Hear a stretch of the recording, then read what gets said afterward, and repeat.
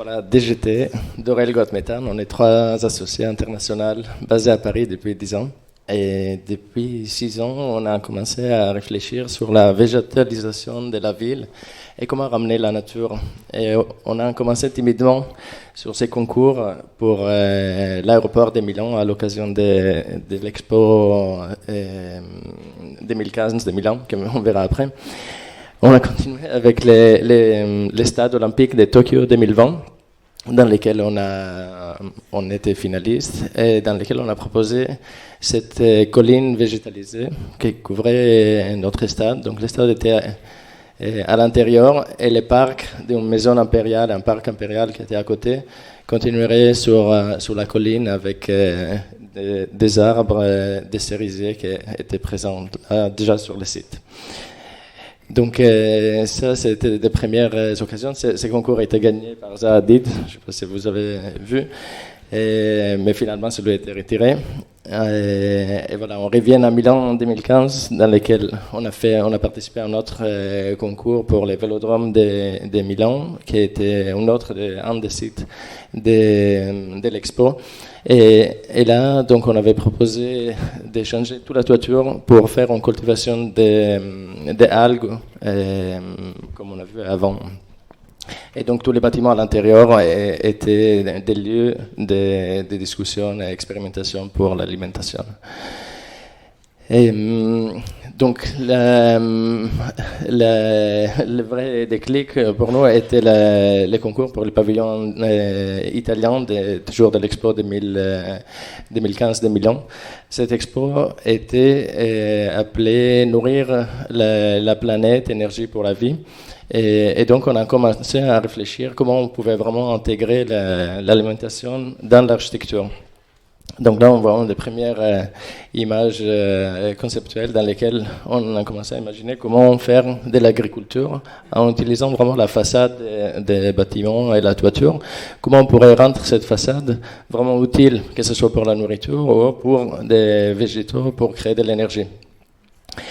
Les programmes à l'intérieur des bâtiments étaient tout tournés autour de l'alimentation. Donc, c'était une expérience publique dans laquelle on était invité à partir de s'aimer une plante, de la cueillir, de la préparer, de la manger, jusqu'au recyclage. Et toute cette expérience était faite sur cette rampe, sur la façade des bâtiments. Donc, on était invité à marcher sur ces bâtiments entièrement faits avec une structure de bois et intervenir sur la façade. Donc la façade était composée par les plantes qui étaient vraiment déplacées, arrosées, plantées, etc. par le public. Et après à l'intérieur, transformées. Donc ces concours étaient déjà en 2012. Et on a commencé aussi les réflexions sur l'énergie. Dans ce bâtiment, en fait, il fallait démontrer comment un bâtiment peut être à zéro énergie. Et il y a eu toute une série des expérimentations, comme par exemple montrer aux gens que les simples mouvements de leur corps, de monter sur la rampe et descendre les 45 mètres avec l'ascenseur, pouvaient créer de l'énergie. Là, on voit quelques détails de comment composer la façade avec les différentes parties. Au courant, c'était des plantations de tomates.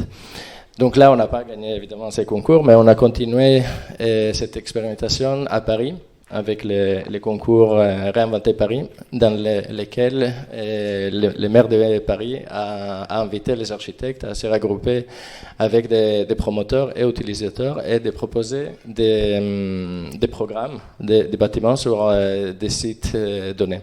Donc en particulier, nous, dans le 13e arrondissement, on a pris les sites de la gare Masséna. Et on a proposé un projet dans lequel, justement, il y aurait cette expérience, comme on a vu à Milan, sur la nourriture. Donc là aussi, c'est un tour en bois dans lequel il y a une rampe tout autour. Et on est invité à faire nous-mêmes de l'agriculture et à apprendre à travers des magasins, des restaurants, des activités, des séminaires, comment d'apprendre la nourriture des saisons et locale. Donc là, on visionne derrière de ces bâtiments qui a gagné et donc est en train d'être développé en ce moment. Et l'ouverture est prévue en 2019. Là, on voit la toiture, là où il y a des jardins, on voit une autre fois les tomates. Et le public pourra monter jusqu'à haut pour participer dans ce type d'activité. Voilà, là on voit la connexion avec la gare, parce que c'était une gare de la Petite Ceinture. Et à gauche, on voit la gare Masséna, qui verra réaménagée.